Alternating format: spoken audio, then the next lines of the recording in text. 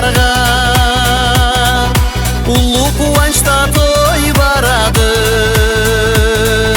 Gelin kelgendi Arbazga, halk jıyılıp tireden havaladılar kelinden. Adette çatavlada balayakla kolunda, yaşlarını yoluna algış aytadı tamada. Sügeni yürekle bir bolganlar, razı bolup ata-ana, jarık makamla soğularlar, etseydi millet kuvana. Halk jıyılıp tireden havaladılar kelinden. Adette çatavlada balayakla kolunda, yaşlarını yoluna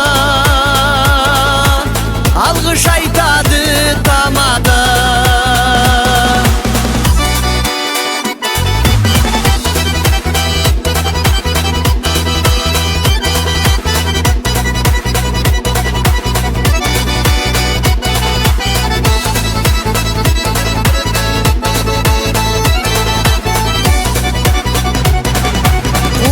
Çotlaga atılarlar,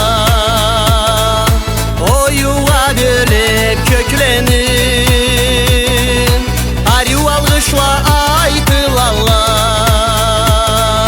kuvandıra yüreklenir. Halk jıyılıp tireden havaladılar kelinden. Adette çatavlada balayakla kolunda, yaşlarını yoluna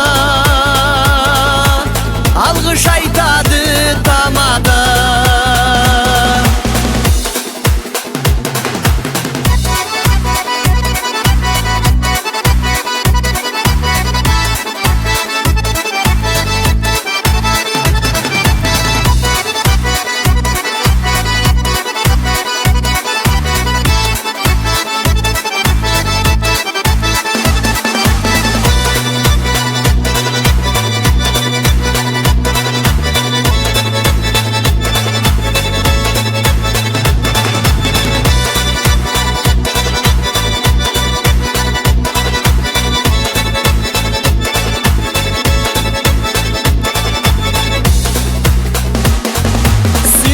Yürekle yükün bolup nasip yaşavını çeksin.